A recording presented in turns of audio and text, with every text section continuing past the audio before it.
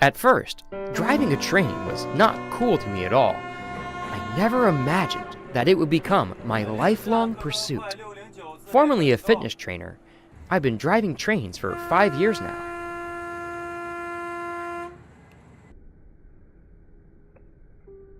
Millions of passengers have ridden on my train, traveling to many places. Although I barely talk to them, I can feel they're right behind me, looking forward to reaching their destinations.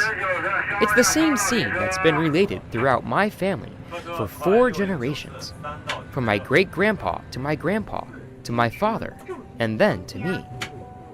We've all worked on the railroad, and my family's story is all entailed in a little pocket watch. The story began with my great-grandpa. He was born in 1909, the year the first railway was built in our home province of Shanxi. Later, my great-grandfather lost his job at a textile mill and became a maintenance worker for the railroad. After that, he met my great-grandma and they had a son, my grandpa. When he was 7 or 8 years old, my grandpa would bring lunch every day to his father at the maintenance station. My father would stay there the whole day, my grandpa recalled.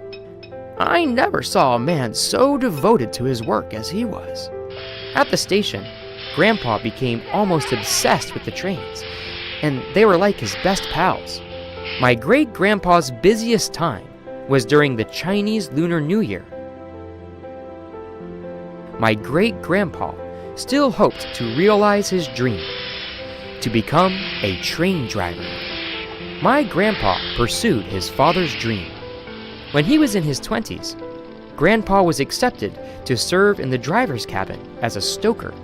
After finishing a trip, he was always sweaty and blackened from head to toe. It took him about 10 more years to be promoted from stoker to driver. That's when he received a driver's pocket watch.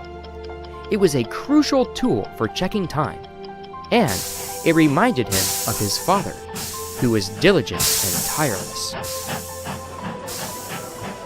After 1978, train travel proliferated. Grandpa spent less and less time at home.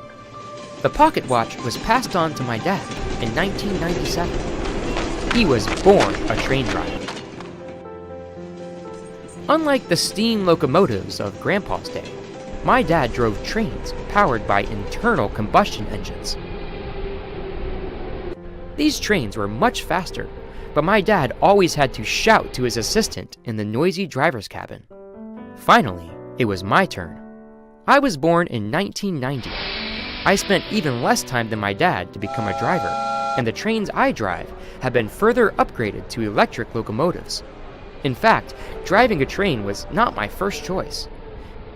However, after I finished my first trip taking passengers safely to their destinations, I realized just how cool it is to drive a train. From my great-grandpa to me, the trains we worked with have continued to advance. Now, my heart is set on a new goal, driving high-speed trains. I still take the old pocket watch to work, just like my father and grandpa did.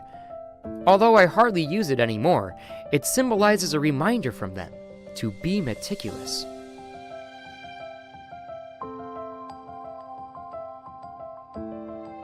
I like the feeling of taking it out at the start of a journey, then, after a safe ride, putting it away again.